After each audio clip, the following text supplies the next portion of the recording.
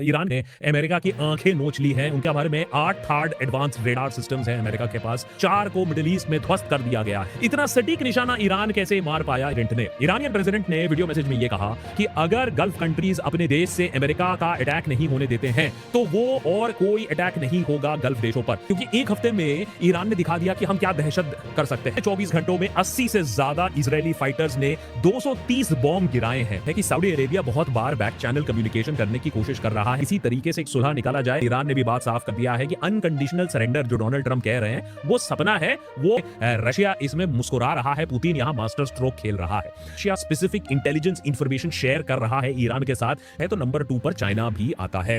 Real time satellite intelligence provide किया जा रहा है ईरान को। इसमें यूक्रेन कहां से आ गया? ये अमेरिका के रिक्वेस्ट के बाद अब यूक्रेन ने अपने एक्सपर्ट्स को भेजा है मिडिल ईस्ट में, ये ड्रोन वॉरफेयर में कैसे लड़ा जाए।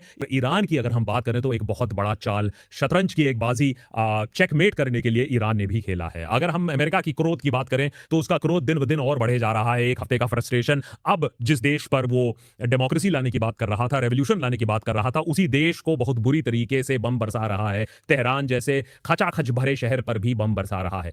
लेकिन हम लोग काफी बार हिंदी में कहते हैं आंखें नोच लेना, एक जब लड़ाई होती है दो लोगों के बीच में। यहां एक्चुअली ईरान ने अमेरिका की आंखें नोच ली हैं, उनके जो रेडार इंस्टॉलेशंस हैं उनको ध्वस्त कर दिया है। कहा जाता है दुनिया भर में 8 थर्ड एडवांस रेडार सिस्टम्स हैं अमेरिका के पास, और वो दुनिया भर के 8 में से 4 को मिडिल ईस्ट में ध्वस्त कर दिया गया है। सवाल यह आता है ईरान के पास इतना एक्यूरेट इंफॉर्मेशन आया कैसे? क्योंकि इजराइल की तरह ईरान के पास कोई मोसाड तो है नहीं, तो इतना एक्यूरेट इंफॉर्मेशन कैसे आया कि सीआईए की हरकत कहां हो रही है, रेडार्स की लोकेशन कहां हो रही है, इतना सटीक निशाना ईरान कैसे मार पाया? ये एक बहुत बड़ा सवाल बन रहा है पिछले कुछ घंटों में। लेकिन उससे भी बड़ी जो डेवलपमेंट हुई है वो ये है कि कैसे ईरानियन प्रेसिडेंट ने वीडियो मैसेज जारी कर एक बहुत बड़ा प्रस्ताव अब सामने रखा है। अमेरिका कह रहे हैं कि ईरान सरेंडर कर रहा है गल्फ कंट्रीज के सामने। अब ये बात आप ही समझ लीजिए, इतनी इंटेलिजेंस अगर आप में है, कि क्या कहा है प्रेसिडेंट ने। ईरानियन प्रेसिडेंट ने वीडियो मैसेज में यह कहा कि अगर गल्फ कंट्रीज अपने देश से अमेरिका का अटैक नहीं होने देते हैं तो वो और कोई अटैक नहीं होगा गल्फ देशों पर। तो बेसिकली यह प्रस्ताव रखा गया है कि अगर गल्फ देशों को अमेरिका के इस अटैक में शामिल ना हो तो फिर गल्फ देशों पर अटैक बंद हो जाएगा। यह इसलिए एक ब्रिलियंट स्ट्रेटेजम है क्योंकि एक हफ्ते में ईरान ने दिखा दिया कि हम क्या दहशत कर सकते हैं। दुबई जैसे सेफ हेवन को हम कैसे परेशान कर सकते हैं, ऑयल सप्लाई हम कैसे रोक सकते हैं। अगर ये दहशत से बचना है तो बस आप एक काम करो, अमेरिका को बोलो कि भैया अपने B2 स्टेल्थ बॉम्बर से बॉम्ब करे, अपने कैरियर से बॉम्ब करे, आपका देश इस्तेमाल ना करे। तो ये एक अलायंस में फूट डालने की कोशिश है जिससे गल्फ कंट्रीज अमेरिका से बोले भैया हमको माफ करो, अपना जंग, इजराइल का जंग तुम्हें लड़ना है लड़ो, हमें इस लड़ाई में इन्वॉल्व मत करो। वो दूसरी बात है कि ये सारे देश इतने ज्यादा इंटीग्रेटेड हैं, इतने इंडेटेड हैं अमेरिका से कि ऐसा ना हो। लेकिन क्लियरली यहां खेल बहुत बड़ा खेला जा रहा है, और इसी खेल का एक और पार्ट यह है कि कैसे यहां रशिया भी इन्वॉल्व है, चाइना भी इन्वॉल्व है, यूक्रेन भी इन्वॉल्व है। यह है तो एक रीजनल वॉर, लेकिन इसका ग्लोबल फुटप्रिंट ऑलरेडी हमें दिखने को मिल रहा है। याद रखिए एक चीज कि ईरान इस युद्ध को जीतने के लिए नहीं लड़ रहा है। इस फिलॉसफी को कहते हैं विक्ट्री डिनायल। तो उनका काम यह है कि बस एक अनइक्वल वॉर है, अमेरिका जैसे देश से हम जीत तो नहीं सकते हैं, इजराइल से हम जीत तो नहीं सकते, लेकिन आपको जीतने देंगे भी नहीं। उनका यह टैक्टिक है। अमेरिका कहता है कि आपने अपने बैलिस्टिक मिसाइल का जो रेट है वो कम हो गया है। ईरान का कहना है कि हमने जानबूझकर इसको कम किया है जिससे हम इस लड़ाई को लंबे तरीके से खींच सके, आपको जीतने ना दे। पिछले 24 घंटों में 80 से ज्यादा इजरायली फाइटर्स ने 230 बॉम्ब गिराए हैं तेहरान के ऊपर, सेंट्रल ईरान के ऊपर। कोशिश यही है कि जो मिसाइल लॉन्चर्स हैं, जो बैलिस्टिक मिसाइल लॉन्चर्स हैं, जो केव के अंदर स्थित हैं, उन्हें जाकर ध्वस्त करें। इसीलिए आप देखोगे B2 स्टेल्थ बॉम्बर्स का उपयोग हो रहा है, बंकर बस्टिंग बॉम्ब्स का इस्तेमाल किया जा रहा है जिससे ये लॉन्च कॉम्प्लेक्सेस को खत्म किया जा सके। 72 आवर्स अगर हम बात करें, 200 ईरानियन टारगेट्स को स्ट्राइक किया गया है। अब ये कितना सक्सेसफुल है कितना नहीं है ये ओपन टू डिबेट है, लेकिन इस बात पर अनफॉर्चुनेटली डिबेट नहीं है कि 1300 से ज्यादा इरानियंस मारे जा चुके हैं। इस बात की पुष्टि हो चुकी है। उधर अगर बात करें इजराइल में तो 10 से 20 लोगों की मारे जाने की खबर है। अब ये फैक्ट को छुपाया जा रहा है नहीं, कुछ नंबर्स और भी ज्यादा की बात हो रही है कि इजराइल में भी लोग मारे गए हैं, उस पर अभी डिबेट जारी है। बहुत सारे रिपोर्ट्स ये भी आ रहे हैं कि अमेरिकन ट्रूप्स मारे जाने की खबर ज्यादा है जो अमेरिका छुपाने की कोशिश कर रहा है। लेकिन अगर ईरान का स्ट्रैटेजी देखें तो अब बात साफ हो चुकी है। इस वन में था कि अमेरिका की जो स्टॉक पाइल है उसको धीरे धीरे कम करना, अमेरिका की जो आंखें हैं, रडार इंस्टॉलेशंस हैं, उसे नोच लेना, और फेज 2 में आप एडवांस्ड मिसाइल्स देखोगे जिसे इस्तेमाल किया जा रहा है। और अब हम फेज 2 में आ चुके हैं जहां खैबर शाकिन जैसे बड़े बड़े जो मिसाइल है, फतह जैसे मिसाइल हैं, उसको इस्तेमाल किया जा रहा है। अब यूएस प्रेसिडेंट एक तरफ बड़े चौड़ होकर बोल रहे हैं कि हम ईरान को घुटने टिकवा देंगे एटसेट्रा एटसेट्रा,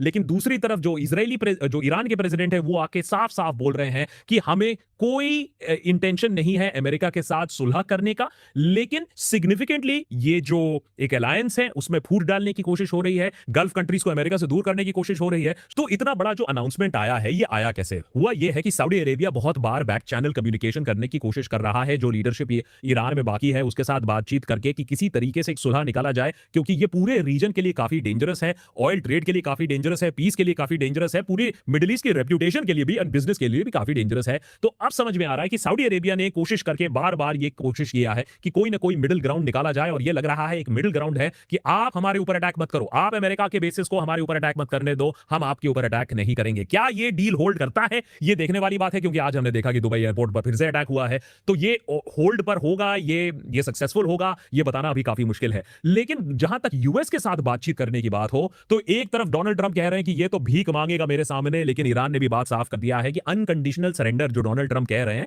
वो सपना है, वो अपने कब्र तक ले जाएंगे। ما بدون قید شرط بخوایم تسلیم بشیم یه چنین خوابی رو اینا باید با خودشون به گور ببرن. तो एक तरफ ईरान के फॉरेन मिनिस्टर ने कह दिया है, ईरान के प्रेसिडेंट ने कह दिया कि सरेंडर तो भूल जाओ, निगोशिएशन भी हम तुम्हारे साथ करना नहीं चाहते। वो तीसरा एयरक्राफ्ट कैरियर डिप्लॉय किया जा रहा है अब ऑपरेशंस में। अब आप इसे समझ लीजिए कि शामत आने वाली है ईरान की, लेकिन दूसरी तरफ ये बात भी सोचिए कि कहां एक सड्डू सा सैंक्शन लगा हुआ, इतने सालों से लगड़ाता हुआ ईरान, अब आप उसका तीसरा एयरक्राफ्ट कैरियर वहां भेज रहे हो। तो अमेरिका की कितनी शक्ति लग रही है इस वॉर में ईरान को हराने के लिए, वो अपने आप में भी एक जीत है। अमेरिका की जो नेशनल गार्ड्स हैं उनको स्टैंड बाय पर बोला गया है, और अब 50,000 ऑलरेडी ट्रूप्स लगे हुए हैं। अब डोनाल्ड ट्रंप कह रहे हैं कि नहीं, ये नंबर और भी ज्यादा जा सकता है, ग्राउंड इन्वेजन भी हो सकता है, बूट्स ऑन द ग्राउंड भी हो सकता है। तो ये काफी दिलचस्प डेवलपमेंट है, लेकिन उससे भी ज्यादा, जैसे मैंने बोला कि ये ग्लोबल वॉर बन चुका है। आइए देखते हैं ये वॉर ग्लोबल शेप कैसे ले रहा है। सबसे पहले तो एक बात समझ लेते हैं कि एक हफ्ते तक भी ईरान का इस युद्ध में टिकना अपने आप नामुमकिन था। इतने सारे सैंक्शंस लगे हुए हैं, अमेरिका जैसा सुपर पावर है, आपको इतनी एग्जैक्ट इंटेलिजेंस इंफॉर्मेशन और ऐसे जो वेपन्स हैं वो अपने आप से नहीं आते हैं, इसमें कहीं ना कहीं एक फॉरेन हैंड जरूर होता है। एक बड़े शॉट ना फायर किए हुए रशिया इसमें मुस्कुरा रहा है, पुतिन यहां मास्टर स्ट्रोक खेल रहा है। सबसे पहले तो कैसे पता चला ईरान को कि सीआईए के ऑफिसर्स कहां हैं, कौन से होटल में हैं, और इतनी एक्यूरेटली उनके बेसिस को वो कैसे अटैक कर पा रहे हैं? अब पुष्टि हो रही है कि ये बात अब धीरे धीरे क्लियर हो रही है कि Russia specific intelligence information share कर रहा है ईरान के साथ, जिससे ईरान अपने बैलिस्टिक्स को उस तरीके से इस्तेमाल करे। याद रखिए, बैलिस्टिक्स होना और उसका एक्यूरेटली इस्तेमाल करने में जमीन आसमान का फर्क है, और बहुत कम देश हैं जिनके पास रियल टाइम ग्राउंड इंटेलिजेंस होता है इस तरीके का, जो कि लग रहा है कि रशिया के पास है, जो उसके साथ शेयर कर रहा है। इसीलिए इस तरीके की रेडार इंस्टॉलेशंस को प्रिसाइसली स्ट्राइक करके डिस्ट्रॉय कर दिया गया है। उसके ऊपर कमांड एंड कंट्रोल को जिस तरीके से ध्वस्त किया गया है, कहीं ना कहीं मिलिट्री स्ट्रेटेजी भी रशियन हमें दिख रही है। तो इसमें रशिया का क्या फायदा है? देखिए, अगर हॉर्मुज को रोक के रहे तो सबसे मुनाफा, तो सबसे ज्यादा तेल किसका बिकेगा? वो है रशिया का। दूसरा, अमेरिका अगर इसी युद्ध में लंबे समय तक अटका रहा तो यूक्रेन के ऊपर कहां बातचीत होगी, कहां रशिया के पीछे वो पड़ेगा? इसी युद्ध में अमेरिका फंसा पड़ा रहेगा। तो अगर नंबर 1 पर रशिया आता है तो नंबर 2 पर चाइना भी आता है।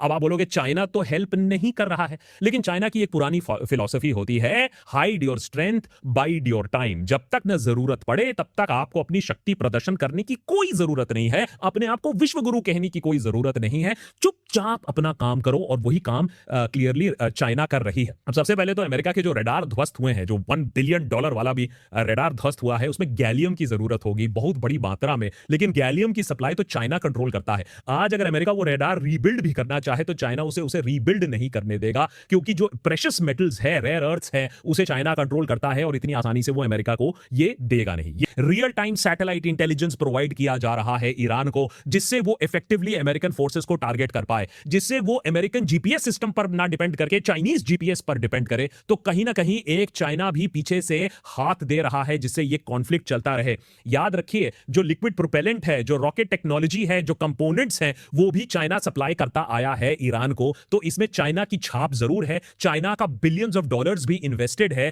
ईरान में। याद रखिए, 80% तेल जो है ईरान का वो चाइना खरीदती है। आपने वेनेजुएला का तेल रोक दिया तो क्या चाइना को यह बात मंजूर होगी कि कल आकर अमेरिका बोलेगा कि अब ईरान का सब तेल हमारा है? अब इसमें यूक्रेन कहां से आ गया? यूक्रेन की हालत तो वैसे में ही टाइट है। अब इस ग्लोबल युद्ध में यूक्रेन का क्या रोल है? जो अमेरिका पहले व्हाइट हाउस में जो ट्रंप जेलेंस्की को बुलाकर जेलेंस्की को ह्यूमिलिएट कर रहे थे, अब उसी जेलेंस्की से मदद मांगी जा रही है। दरअसल शहीद जो ड्रोन है उसी का ही एक वेरिएंट रशिया भी इस्तेमाल करता आया है यूक्रेन के खिलाफ, और यूक्रेन को काफी महारती हासिल हो चुकी है कि अपने ड्रोन वॉरफेयर से रशियन ड्रोन्स को कैसे मार गिराया जाए, कैसे उनसे निपटा जाए। और खबर यही है कि अमेरिका के रिक्वेस्ट के बाद अब यूक्रेन ने अपने एक्सपर्ट्स को भेजा है मिडिल ईस्ट में, ये ड्रोन वॉरफेयर में कैसे लड़ा जाए, इन ड्रोन से कैसे निपटा जाए, एक सस्ते तरीके से। 15 मिलियन डॉलर वाली इंटरसेप्टर लगाकर नहीं, अपने ड्रोन लगाकर, अपना जाल बिछाकर कैसे ये शहीद ड्रोन से डील किया जाए। ऑब्वियसली यूक्रेन भी बोलेगा कि ये हम मदद आपको कर रहे हैं, लेकिन बाकी बाद में भूल मत जाना कि रशिया के खिलाफ आपको भी हमें मदद करनी है। लेकिन युद्ध में कैसे इक्वेशन ऐसे पलट जाते हैं, ये बात साफ यहां हो चुकी है। नॉर्थ कोरिया, साउथ कोरिया और ताइवान की भी बात करें तो देखिए कैसे इक्वेशन रैपिडली बदल रहे हैं। अमेरिका के जो इंटरसेप्टर्स हैं इतने कम हो गए हैं कि ताइवान के आसपास से इंटरसेप्टर्स उठाकर अभी मिडिल ईस्ट ले जाया जा रहा है। चाइना इस बात से काफी खुश होगा कि वाह, अब तो ताइवान के पास एयर डिफेंसेस भी और कम हो रहे हैं, हमारा फ्यूचर टेक ओवर और भी ज्यादा आसान हो जाएगा अगर इसी तरीके से जंग चलता रहेगा। उधर नॉर्थ और साउथ कोरिया में भी यही प्रॉब्लम हो रही है। साउथ कोरिया से भी अमेरिका सारे इंटरसेप्टर्स निकालने की कोशिश कर रहा है। नॉर्थ कोरिया भी हंस रहा होगा कि देखो कितनी खराब हालत हो गई है यहां अमेरिका की। पूरा जियोपॉलिटिकल इक्वेशन यहां थोड़ा सा गड़बड़ा रहा है क्योंकि सारी डिफेंस अभी एक जगह लगी हुई है। ईरान को हराने में अभी ट्रंप अभी खोराया हुआ है, पागल है। जो ईरान है वो अपने पड़ोसी मुल्कों के सामने सरेंडर करने लग गया है और हम ये जंग जीत रहे हैं और अनकंडीशनल सरेंडर वगैरह वगैरह, ये सब सारी बातें हुई। क्या होता है कि ईरान एक स्ट्रैटेजी के तहत ऐसा कर रहा है। देखिए, प्रदेश के यहाँ राष्ट्रपति हैं और मिसाइलों के साथ साथ डिप्लोमेसी, कूटनीति भी चलनी चाहिए, लेकिन तस्वीरें कुछ और ही कह रही हैं। लगातार ईरान कह रहा है कि अगर यूएई, सऊदी अरब, कतर, दोहा, बहरीन, ये सब अमेरिका को अपनी ज़मीन इस्तेमाल करने देंगे ईरान के खिलाफ युद्ध में, उनके एयर बेसेस, उनके कमांड, तो वो अपनी मिसाइलें मारेगा। यही वजह है कि देर रात एक तस्वीर आई जिसने सबको चौंका दिया है। दुबई की एक बहुत मशहूर बिल्डिंग है जिसका नाम है 23 मरीना टावर, वहाँ से धुआं निकलता हुआ नजर आया। आपको बताएं कि लगातार ईरान की मिसाइलें चल रही हैं और उन्हें इंटरसेप्ट किया जा रहा है, और जो धमाके होते हैं वो मिसाइलों के साथ साथ उसकी डेब्री से भी होते हैं। तो जब मिसाइल को इंटरसेप्ट किया तो डेब्री आकर के मरीना टावर, वहाँ से धुआं निकलता हुआ नजर आया है।